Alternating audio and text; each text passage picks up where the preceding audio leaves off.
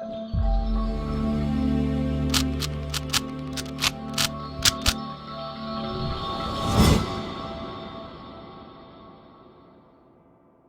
guys, welcome to Viva Classes. I hope you like my videos. If you like my videos, please like, share and subscribe our channel. आज हम लोग class 12 mathematics chapter 1 relation and function, जो थोड़ा सा difficult chapter है, उसकी miscellaneous exercise को आपके साथ डिस्कस करने जा रहे हैं।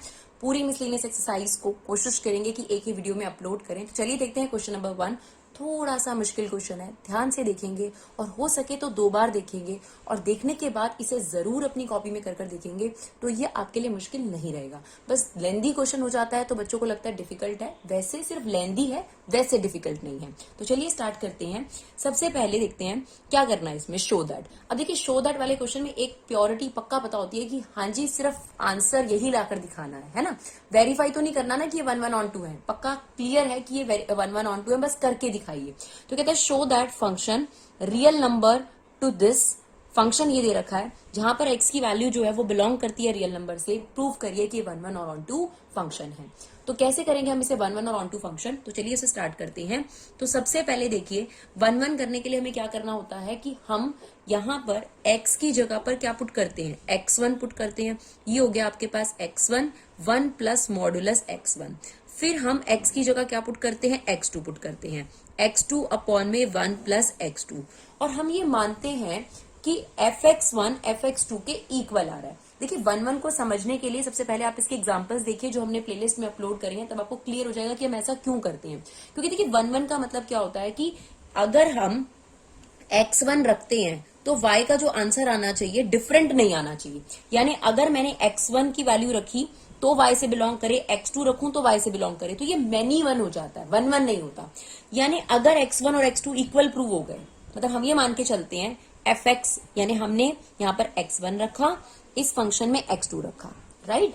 अब इसको हम क्या कहते हैं, y। हम ये कह रहे हैं कि दोनों ही आंसर्स जो हैं वो इक्वल हैं।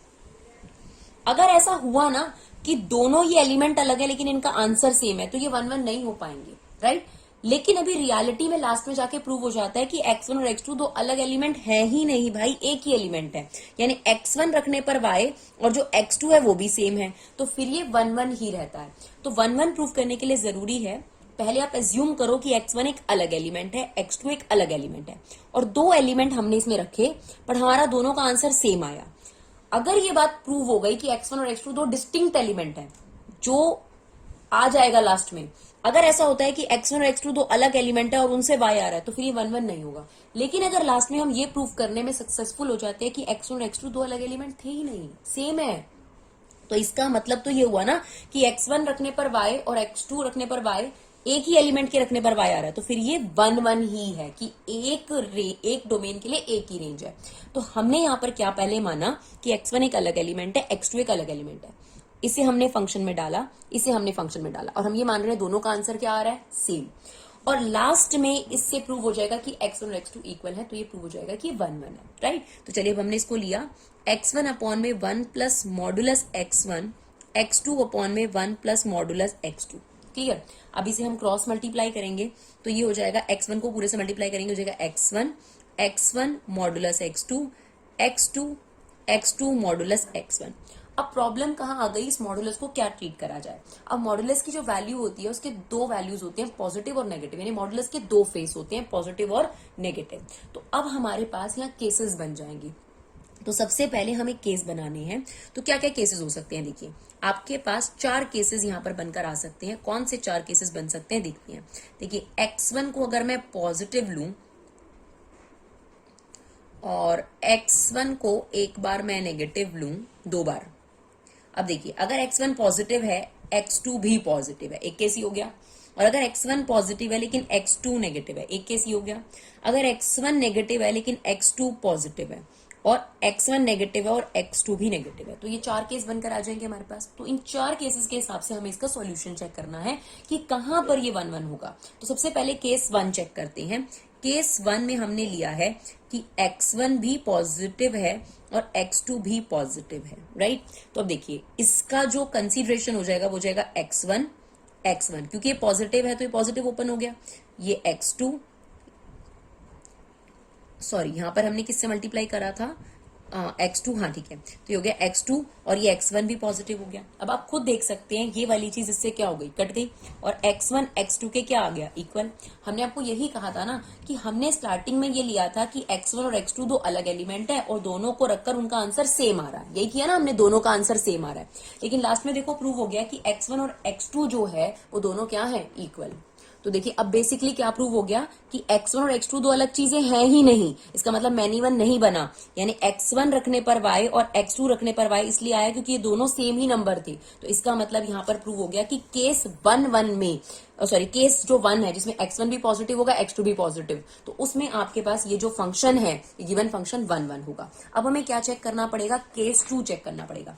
तो केस 2 में क्या है, अब हमारे पास केस 2 में है x1 पॉजिटिव, लेकिन x2 को हमने क्या लिया है, नेगेटिव लिया है। तो चलिए x2 को नेगेटिव ले लेते हैं और हमारे पास फंक्शन फिर से यही है, ठीक है। तो इसमें हम क्या कर देंगे, यहां पर आ जाएगा आपके पास x1 पॉजिटिव है ना, x2 तो नेगेटिव है, तो ये नेगेटिव है तो ये माइनस x2 हो जाएगा। सेम x2, ये x2 और x1 क्या है, पॉजिटिव, तो एज इट इज आ गया।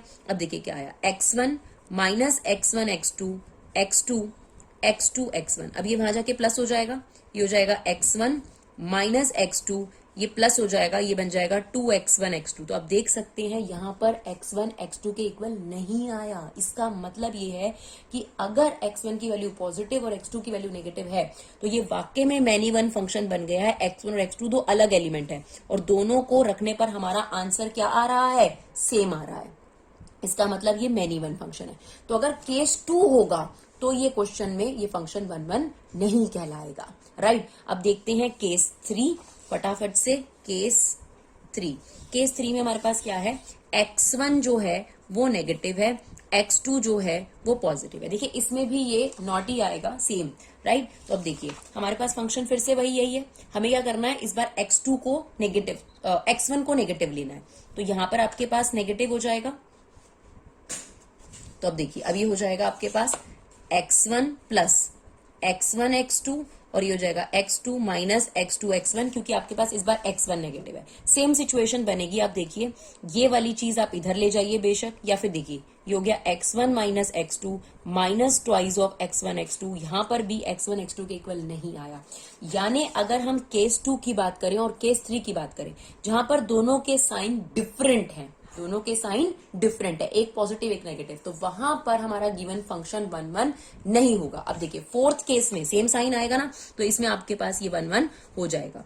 x1 भी नेगेटिव और x2 भी नेगेटिव, तो ये हो जाएगा x1 माइनस, यहां पर आपके पास नेगेटिव आ जाएगा ना x2, तो क्या हो जाएगा minus x1 x2 minus x1 x2। Similarly यहां पर x1 भी नेगेटिव है तो ये हो जाएगा x2 माइनस x1 x2, तो ये इससे कट गया आपके पास और x1 किसके इक्वल आ गया, x2 के। तो इसका मतलब हम कंक्लूजन फॉर्म में ये कह सकते हैं जब x1 और x2 के सेम साइन है, यानी x1 x2 बोथ पॉजिटिव और बोथ नेगेटिव है, इन दैट केस आपके पास ये फंक्शन 1 1 है। तो हमारा 1 1 प्रूव हो गया, लेकिन विद कंडीशन कि दो सिचुएशन में ये 1 1 नहीं होगा अगर x1 और x2 के साइन जो होंगे वो अपोजिट होंगे। क्लियर। अब हमारी बारी आती है कि हमें इसे प्रूव करना है कि ये ऑन टू फंक्शन है। तो मुश्किल नहीं है, अगर आप देखेंगे थोड़ा ध्यान से करने की जरूरत है। बस आपके पास हमने सबसे पहले x1 रखा x2 रखा, दोनों को डिस्टिंक्ट एलिमेंट माना कि x1 और x2 दो अलग एलिमेंट है। फिर हमने कहा कि लेकिन दोनों को अलग रखने पर आंसर सेम आ रहा है, यानी हम एज्यूम कर रहे हैं कि मैनी वन है। लेकिन जब केसेस हमने प्रूव करे तो हमें प्रूव हुआ कि फर्स्ट केस में x1 x2 के इक्वल ही है और तभी आंसर सेम आ रहा है। तो फर्स्ट केस में आपके पास और फोर्थ केस में आपके पास ये क्या प्रूव हो गया, 1 1। अब बारी आती है हमारे पास ऑन टू की। तो ऑन टू के लिए हमने क्या करना है, हमारे पास फंक्शन गिवन है that is x upon 1 modulus x, right, ये गिवन है।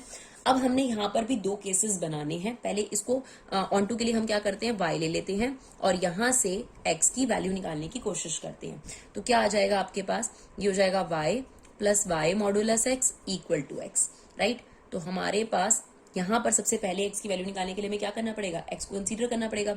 तो लेट कर लेते हैं कि x पॉजिटिव है, तो ये हो जाएगा y plus y x equal to x. Now y is equal to x minus y x.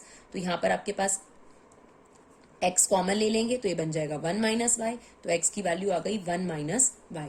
यानी जब x पॉजिटिव है तो आपके पास x की वैल्यू ये वाली आई है, राइट। सिमिलरली अब अगर हम x को नेगेटिव ले लें, x को नेगेटिव ले लें, अगर हम x को नेगेटिव लेते हैं तो ये हो जाएगा y minus y x equal to x. Now y is equal to x plus y x, यहाँ से हमें एक्स की वैल्यू निकालनी है तो ये हो जाएगा 1 प्लस वाई, यानी एक्स की वैल्यू आ जाएगी 1 Y upon 1 plus Y.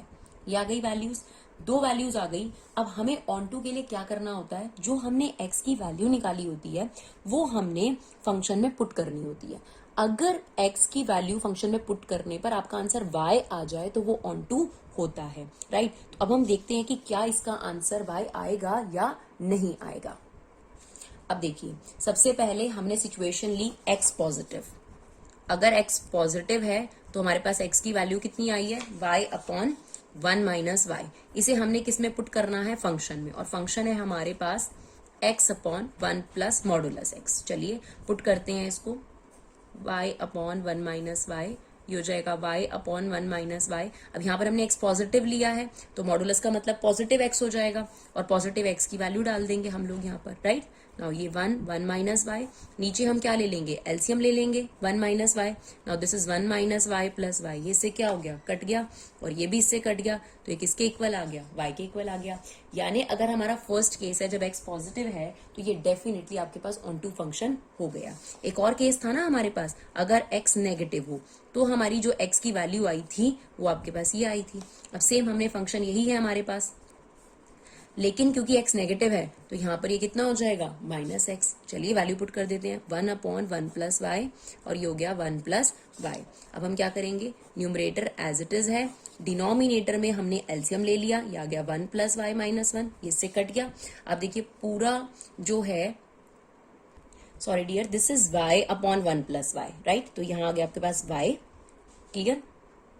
Now plus 1 से ये कट गया, यहाँ बचेगा 1, सेम ये इससे कट जाएगा, और ये क्या आ गया आपके पास y। तो दोनों ही सिचुएशंस में जब हमने x की वैल्यू फंक्शन में रखी तो वो किसके इक्वल आ गई, y के इक्वल आ गई। इसका मतलब जो डोमेन है वो रेंज के इक्वल है, तो इसका मतलब ये हुआ यहाँ पर ये ऑन टू फंक्शन हो गया। तो आपने इस क्वेश्चन को थोड़ा ध्यान से देखना है, हो सकता है कि आपको 2 बार देखना पड़े, मुश्किल नहीं है, इजी है, बस लेंदी जरूर है। तो चलिए देखते हैं क्वेश्चन नंबर 2। चलिए अब क्वेश्चन नंबर 2 देखते हैं, वो उतना लेंदी भी नहीं है और उतना डिफिकल्ट भी नहीं है। तो क्वेश्चन नंबर 1 के बाद आप क्वेश्चन नंबर 2 पर आ गए, तो चलिए देखते हैं इसको। Show that function real number two real number. इसका क्या मतलब होता है कि डोमेन भी रियल नंबर है और हमारी रेंज भी रियल नंबर है। Given by the function this, आपको प्रूव करना है कि इंजेक्टिव है। इंजेक्टिव का मतलब आपको क्या प्रूव करना है, 1 प्रूव करना है। तो देखिए आपके पास 2 तरीके हैं, एक लॉजिकल तरीका और एक जो हमें एनसीईआरटी करके दिखाना होता है। तो एक लॉजिकल तरीके से पहले आपको दिखाते हैं, आप दोनों तरीके मेंशन कर देंगे तो और बढ़िया हो जाएगा। देखिए यहाँ पर हमें जो डोमेन दे रखी है वो रियल नंबर दे रखी है, और रेंज भी क्या दे रखी है, रियल नंबर दे रखी है, यानी कोड डोमेन, सॉरी। अब हमें ये देखना है कि 1 है या नहीं। तो फॉर एग्जाम्पल हमने जो डोमेन है यानी x की वैल्यू रखी 1, फॉर एग्जाम्पल हमने x की वैल्यू रखी 0, तो हमारा आंसर कितना आया 0, यानी 0 से कनेक्ट हो गया 0 से। अगर हमने यहाँ x की वैल्यू रखी 1, तो 1 का क्यूब कितना हो गया 1, यानी 1 किससे कनेक्ट हुआ 1 से। अगर हमने यहाँ रखा -1 तो आंसर आएगा -1, यानी -1 रखने पे -1 से कनेक्ट हो रहा है।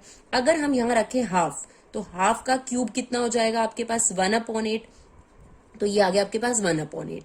अगर हम यहाँ पर √2 रखें तो √2 का क्यूब कितना होगा, √2 इंटू √2, तो ये हो जाएगा 2√2, यानी √2 रखने पर कितना आ रहा है 2√2। यानी आप इसी से अंदाजा लगा सकते हैं कि हर बार जब हम एक डिफरेंट डोमेन रख रहे हैं तो हमारा डिफरेंट रेंज आ रहा है, कभी भी ऐसा नहीं हो रहा कि सेम आंसर आ रहा है। तो इसका मतलब यहाँ पे कंफर्म हो गया कि ये फंक्शन जो है ये 1 फंक्शन है। बस अब इसे एनसीईआरटी के तरीके से हमें 1 करना है, तो हम क्या करते हैं कि सबसे पहले हम मानते हैं कि x1 हमने एलिमेंट रखा और हमारा आंसर आया x3। हमने एक और डिफरेंट एलिमेंट रखा और हमारा आंसर आया x2।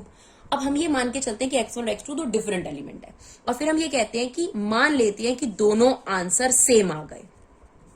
ठीक है, हम ये मान के चलते हैं कि x1 और x2 दो अलग आंसर है और उन 2 डिफरेंट एलिमेंट हमने पुट करे और आंसर क्या आ गया, सेम आ गया। अगर वाकई में ऐसा हो गया तो फिर तो ये मैनी 1 होगा। लेकिन अगर ये प्रूव हो गया कि x1 और x2 दो अलग एलिमेंट थे ही नहीं, तो ऑब्वियस सी बात है कि x1 रखने पर ही y आया है, x2 ऐसा कोई अलग एलिमेंट नहीं है, तो ये 1 प्रूव हो जाता है। तो देखिए यहाँ पर क्या रखेंगे हम, x1 का cube is equal to x2 का क्यूब। तो आपका क्यूब से क्यूब कट गया, तो x1 किसके इक्वल हो गया, x2 के। तो ये प्रूव हो गया कि जो ये फंक्शन है, ये गिवन फंक्शन क्या है आपके पास 1 है, क्योंकि हमने जो वैल्यूज रखी थी 2 डिफरेंट, तो डिफरेंट रखने पर आंसर सेम नहीं आ रहा, बल्कि सेम वैल्यू रखने पर ही आंसर सेम आ रहा है। यानी 0 रखने पर 0 आ रहा है, सॉरी 0 आ रहा है, और 0 रखने पर ही आ रहा है, यानी सेम नंबर रखने पर ही आपके पास सेम आंसर आएगा। ये कहना चाहता है। तो इसका मतलब ये आपके पास क्या प्रूव हो गया, 1 1 फंक्शन। तो आप इस प्रोसीजर को ध्यान रख सकते हैं कि सबसे पहले x1 रखेंगे, फिर x2 रखेंगे, मान लेंगे कि दोनों से सेम आंसर आया है, और बाद में ये प्रूव हो जाए कि x1 x2 दो अलग चीजें नहीं है, तो क्या हो जाता है, क्वेश्चन 1 1 हो जाता है। चलिए देखते हैं क्वेश्चन नंबर 3।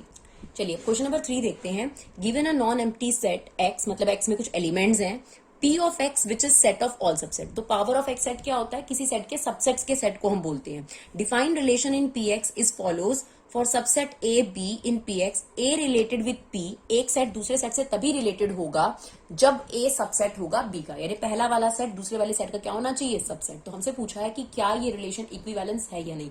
तो पहले हम रिलेशन बना लेते हैं, क्योंकि रिलेशन बनाए बिना हमें क्वेश्चन समझ में नहीं आता, और जस्टिफाई करना है तो उसके लिए एग्जाम्पल के थ्रू समझना बहुत अच्छा हो जाएगा। तो हमने मान लिया कि एक ये सेट है 1 2 3, राइट। अब इसका पावर ऑफ एक्स क्या होता है, पावर ऑफ एक्स होता है इसके सबसेट्स का सेट। तो अब हम इसके सबसेट्स बनाने पड़ेंगे। तो इसका सबसे पहला सबसेट होता है 5, फिर आ गया आपके पास 1, फिर आ गया आपके पास 2, फिर आ गया आपके पास 3, फिर आ गया आपके पास 1 2, now same 1 3, then 2 3, and the last is 1 2 3। कितने सबसेट्स बनते हैं किसी के भी, 2 की पावर जितने भी उसमें एलिमेंट होते हैं, 8, 1 2 3 4 5 6 7 8। अब इसको अगर हम एक सेट के अंदर डाल दें, यानी सबसेट्स जब हम किसी सेट के बनाते हैं उसे एक सेट के अंदर डाल दें, तो वो पावर ऑफ सेट कहलाता है, राइट। अब रिलेशन क्या बोला है, रिलेशन में बोला है कि एक सेट दूसरे सेट का क्या होना चाहिए, सबसेट होना चाहिए। अब देखिए सबसे पहले हम आपको एरो डायग्राम के थ्रू हमेशा समझाते हैं इसके अंदर कि कार्टेशियन प्रोडक्ट सबसे जरूरी है। तो कार्टेशियन प्रोडक्ट में क्या किया गया है, जो एलिमेंट है वो px के px से ही मल्टीप्लाई करे गए हैं, राइट। अब हमें ये चेक करना है क्या ये इक्विवेलेंस रिलेशन है। तो इक्विवेलेंस के लिए पहले हमें चेक करना पड़ेगा क्या ये रिफ्लेक्सिव है। देखिए रिफ्लेक्सिव के लिए क्या है, देखिए रिलेशन क्या डिफाइन है, ए सबसेट होना चाहिए बी का। तो रिफ्लेक्सिव ये कहता है कि अब देखिए, अब ये पावर ऑफ एक्स है ना, तो आपने पावर ऑफ एक्स को पावर ऑफ एक्स से मल्टीप्लाई किया होगा। फॉर एग्जाम्पल ये आपका ए सेट है, ये बी सेट है, ये सी सेट है, ये डी है, ये ई है, ये एफ है, इसी तरीके से ये जी है, ये एफ है, इसको नाम दे दिया हमने।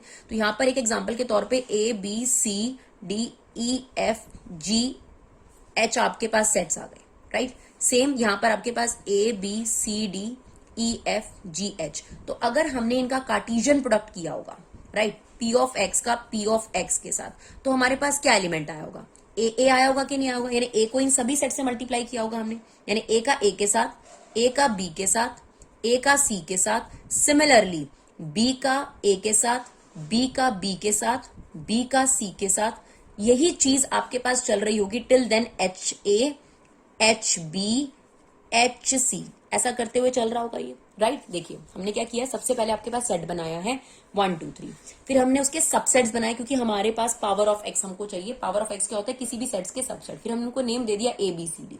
अब हमको अगर रिलेशन बनाना है, तो रिलेशन बनाने से पहला स्टेप क्या होता है, कार्टेशियन प्रोडक्ट, यानी आपने पावर ऑफ एक्स को पावर ऑफ एक्स से पहले मल्टीप्लाई करा है, क्योंकि रिलेशन जो है वो पावर ऑफ एक्स पर है। इसका मतलब रिलेशन बनने से पहले कार्टेशियन प्रोडक्ट बना होगा।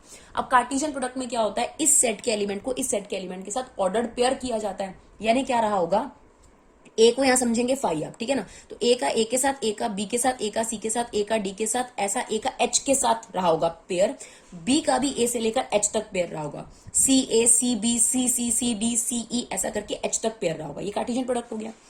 अब रिलेशन की अगर हम बात करें, तो रिलेशन में उसने कहा है ए सबसेट है बी का लेना है आपको, राइट। ए सबसेट है बी का। तो सबसे पहले मैं बात करती हूं कि अगर हम बात करें क्या ए इसमें रहा होगा। देखिए सबसे पहले हमेशा याद रखिए, कोई भी सेट के अगर आप सबसेट बनाते हैं, कोई भी सेट के अगर सबसेट बनाते हैं, तो एक तो फाई उसका सबसेट जरूर होता है, 100% फाई उसका सबसेट जरूर होता है, और वो सेट भी खुद का सबसेट होता है।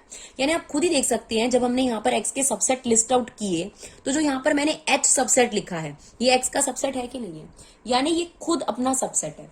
इसका मतलब अगर हम रिलेशन की बात करें, तो उसमें A B B C C D D E ऐसा करते करते एच तक मिलेंगे कि नहीं मिलेंगे, बिल्कुल मिलेंगे, क्योंकि खुद एक सेट अपना क्या होता है, सबसेट होता है। तो हम लिखेंगे इफ ए सबसेट है ए का, बी सबसेट है बी का, therefore relation is reflexive, relation is reflexive, right. तो रिलेशन आपका क्या हो गया, रिफ्लेक्सिव हो गया, क्योंकि हर एक सेट खुद का क्या होता है, सबसेट होता है। यानी आप कह सकते हैं यहां पर 5 मिल रहा है हमको, वन सेट वाला मिल रहा है हमको, क्योंकि देखिए ये सेट खुद का क्या होगा, सबसेट होगा। अब बारी आती है क्या ये आपके पास सिमेट्रिक है, तो देखिए सिमेट्रिक के लिए चेक करते हैं। सिमेट्रिक के लिए अगर मैं ये बोलूं कि एक एग्जांपल के तौर पर जो बी सेट है, ये देखिए ये बी सेट है ना, ये आपके पास ई सेट का सबसेट है, बिल्कुल है कि नहीं है, क्योंकि अब देखिए बी सेट में है 1 और ई सेट में है 1,2। तो अगर ऐसा पॉसिबल है कि बी सबसेट है ई का, तो क्या इसका कन्वर्स पॉसिबल है, यानी क्या ई सबसेट है बी का? बिल्कुल नहीं, ऐसा बिल्कुल नहीं हो सकता। आप देख सकते हैं ये 1,2 है, क्या ये सबसेट हो सकता है 1 का? नहीं।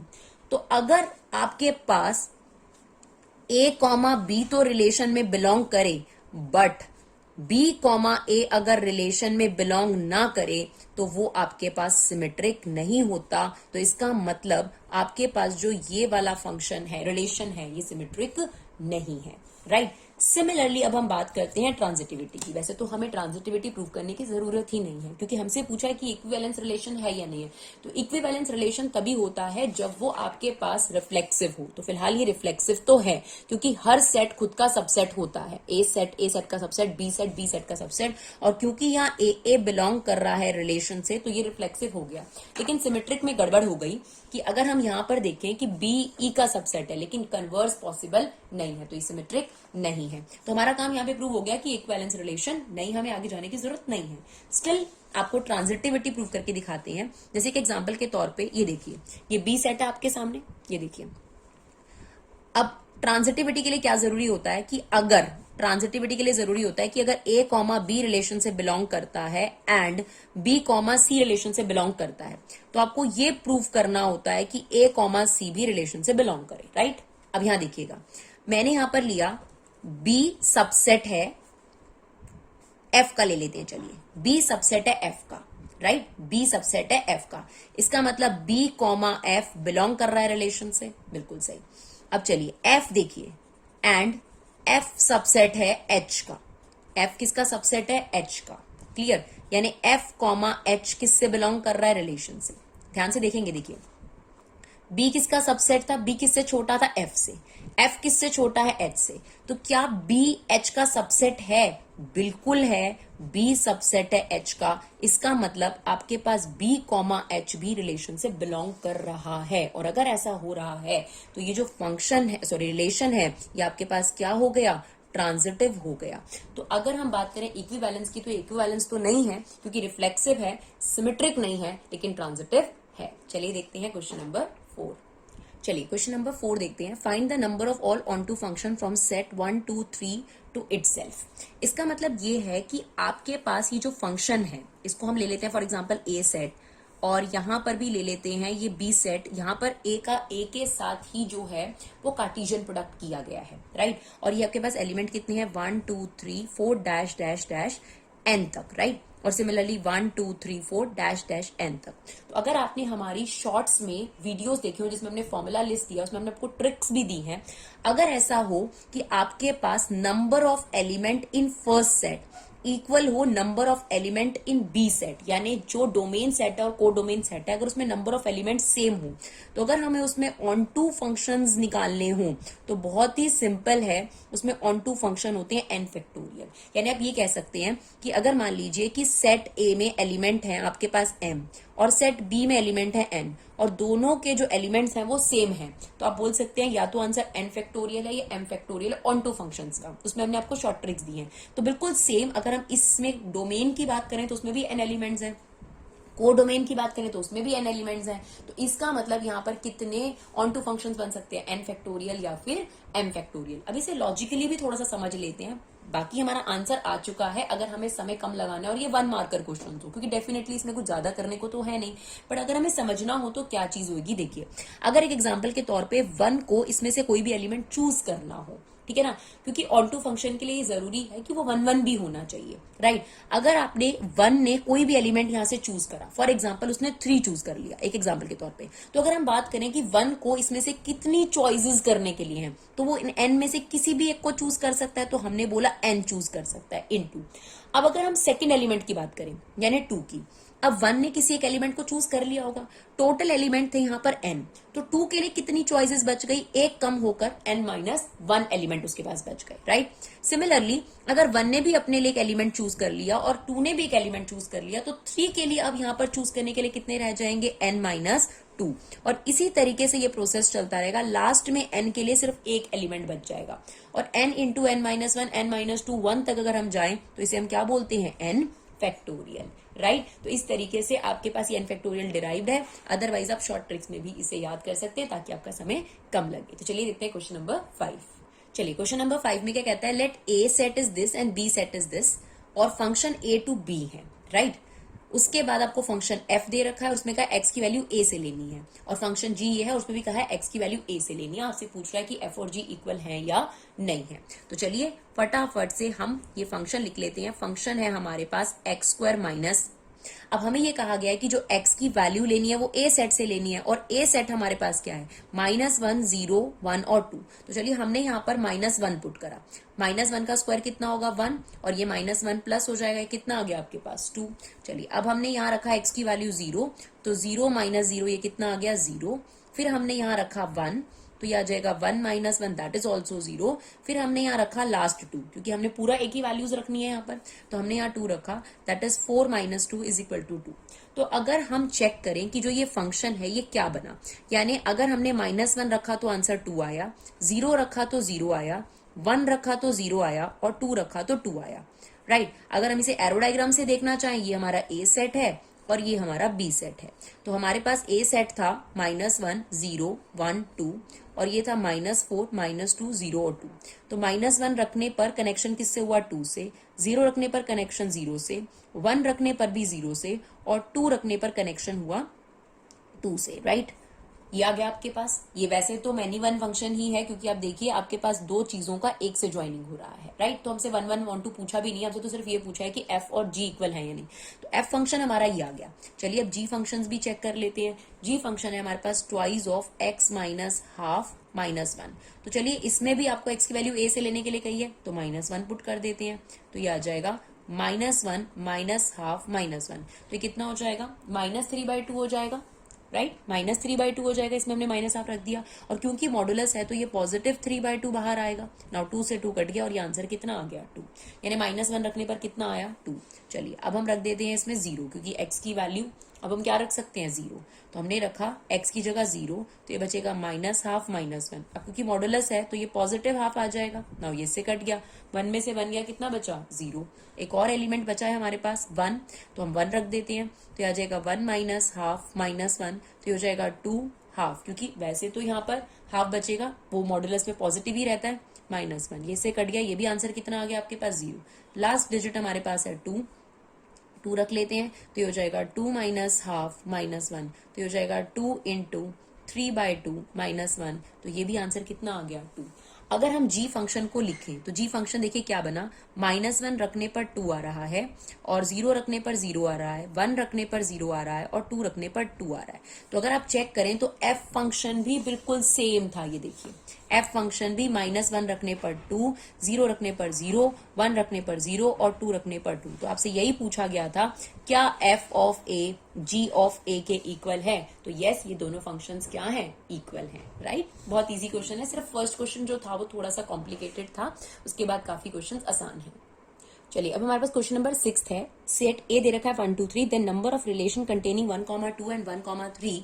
एक सेट आपको बनाना है जिसमें 1, 2 और 1, 3 तो होना ही चाहिए, और वो रिफ्लेक्सिव हो, सिमेट्रिक हो, बट ट्रांजिटिव ना हो।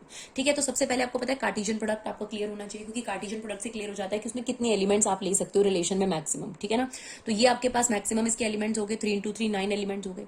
अब उसने कहा एक रिलेशन बनाना है आपने जो रिफ्लेक्सिव होना चाहिए, सिमेट्रिक होना चाहिए, बट ट्रांजिटिव नहीं होना चाहिए, पहली बात। दूसरी बात, उसमें 1, 2 और 1, 3 जरूर होना चाहिए। तो अगर 1, 2 और 1, 3 होना चाहिए तो पहले तो इनको पुट कर लिया। अब क्योंकि रिफ्लेक्सिव होना चाहिए तो फिर 1, 1, 2, 2 और 3, 3 तो इस रिलेशन में होना ही चाहिए। अब सिमेट्रिक होने के लिए क्या जरूरी है कि अगर 1,2 है तो इसका उल्टा भी होना चाहिए, और अगर 1,3 है तो 3,1 भी होना चाहिए। तो ये हमारा एक रिलेशन बनकर आ चुका है। अब देखिए, अगर देखा जाए तो ये जो रिलेशन आपके सामने बनकर आया, ये रिफ्लेक्सिव है, सिमेट्रिक है, बट ट्रांजिटिव नहीं है। कैसे? रिफ्लेक्सिव इसलिए क्योंकि 1 1 2 2 3 3 है इसके अंदर, और सिमेट्रिक इसलिए है क्योंकि अगर 1,2 है तो 2,1 भी है, 1,3 है तो 3,1 भी है। लेकिन ये ट्रांजिटिव नहीं है, क्योंकि अगर आप देखिए आपके पास 3,1 यहाँ रिलेशन में है और 1,2 यहाँ रिलेशन में है, तो आप देख सकते हैं 3,2 यहाँ रिलेशन में नहीं है। तो ये रिलेशन तो कंफर्म ऐसा है जो सिमेट्रिक है, रिफ्लेक्सिव है, बट ट्रांजिटिव नहीं है। अब हम इसमें और कोई रिलेशन बना सकते हैं या नहीं बना सकते, वो डिपेंड करता है क्या हम इस कार्टेशियन प्रोडक्ट में से कोई और एलिमेंट ऐड कर सकते हैं। देखिए, हम ऑलरेडी ये एलिमेंट और ये एलिमेंट ले चुके हैं, 1,3 और 3,1 ले चुके हैं, और 2,1 और 1,2 ले चुके हैं। तो बचे हमारे पास सिर्फ 3,2 और 2,3। अगर मैं इसके साथ एक और डाल दूं 2,3, तो अगर 2,3 डालूंगी तो सिमेट्रिक बनाने के लिए 3,2 भी डालना पड़ेगा, और अगर मैंने 3,2 डाल दिया तो यही वाला पूरा कार्टेशियन प्रोडक्ट आ जाएगा। और जो कार्टेशियन प्रोडक्ट होता है वो तो इक्विवेलेंस रिलेशन होता ही होता है, जो कि हमें नहीं चाहिए। इसका मतलब हम ऐसा एक ही रिलेशन बना सकते हैं जो सिमेट्रिक भी है, रिफ्लेक्सिव भी है, बट ट्रांजिटिव नहीं है। राइट, चलिए देखते हैं question number 7 and the last question of the video. चलिए, अब क्वेश्चन नंबर हमारे पास 7 क्या कहता है, let A is the 1 2 3 set the number of equivalence relation. अब इक्विवेलेंस रिलेशन का मतलब होता है वो रिफ्लेक्सिव भी होना चाहिए, सिमेट्रिक भी होना चाहिए, ट्रांजिटिव भी होना चाहिए। अगर हम कार्टेशियन प्रोडक्ट की बात करें तो कार्टेशियन प्रोडक्ट फिर से हमारे पास यही होगा, सेम। तो अगर हम पहला रिलेशन बनाए जिसमें 1,2 तो होना ही चाहिए। अब क्योंकि इसने कहा है रिफ्लेक्सिव भी होना चाहिए, तो 1,1 2,2 और 3,3 तो डेफिनेटली आएगा। और सिमेट्रिक बनाने के लिए 1,2 है तो 2,1 भी डालना पड़ेगा। राइट, अब देखिए ये जो रिलेशन आपके सामने बना है ये रिफ्लेक्सिव है क्योंकि 1 1 2 2 3 3 है, सिमेट्रिक भी है क्योंकि 1 2 है तो 2 1 भी है, और ट्रांजिटिव भी है क्योंकि अगर 1 2 है 2 1 है तो यहाँ 1 1 भी है। तो ये आपके पास ट्रांजिटिव भी है, सिमेट्रिक भी है, और रिफ्लेक्सिव भी है। तो ये एक रिलेशन बन गया जो इक्विवेलेंस रिलेशन हो गया। इसके अलावा अब आपके पास कार्टेशियन प्रोडक्ट में क्या रह गया? देखिए, आपने 1 2 डाल दिया, 1 1 डाल दिया, 2 2 डाल दिया, 3 3 डाल दिया, 2 1 डाल दिया। अब अगर आप ये एज इट इज तो लिख ही दीजिए, क्योंकि ये सब तो डालना पड़ेगा अगर आपको मिनिमम 1 2 डालना है तो, क्योंकि 1 2 डालना है तो 2 1 जरूर डालेगा, और रिफ्लेक्सिव के लिए ये तीनों चीजें आएंगी। अब आपके पास क्या बचा? एक एग्जांपल के तौर पे हमारे पास 1 3 बचा। अगर हम 1 3 डालते हैं तो इसे सिमेट्रिक बनाने के लिए 3 1 तो डालना ही पड़ेगा, ठीक है ना। अब देखिए, अगर हम 1 3 डालते हैं, 3 1 डालते हैं तो सिमेट्रिक हो गया, लेकिन ट्रांजिटिविटी डिस्टर्ब हो जाएगी इसकी। कैसे? एक एग्जाम्पल के तौर पर अगर आपके पास 2 1 है, राइट, और 1 3 है, तो हमारे पास 2 3 भी इसके अंदर होना चाहिए, राइट, ट्रांजिटिविटी के लिए। तो 2 3 भी हमें डालना पड़ेगा। अगर हम 2 3 डालेंगे तो हमें 3 2 भी इसमें डालना पड़ेगा ताकि ये सिमेट्रिक हो जाए। तो इसका मतलब इसके बाद तो आपके पास कार्टेशियन प्रोडक्ट वाला ही इक्विवेलेंस रिलेशन आ गया। तो एक रिलेशन ये और एक रिलेशन ये, दो इक्विवेलेंस रिलेशन बना सकते हैं। अगर हमें 1,2 लेना है तो हमारा आंसर हो गया 2। तो I hope with in 30 minute पूरी मिसलेनियस आप लोगों के साथ कंप्लीट है, साथ में आपको समझाया है। तो आई होप आपको हमारी वीडियोस यूजफुल लगेंगी। अगर आपको हमारी वीडियो यूजफुल लगे तो अपना कीमती समय निकाल कर इन्हें शेयर जरूर करिए, हमें सपोर्ट कीजिए। Thank you so much guys for love and support. Keep supporting Vibha classes.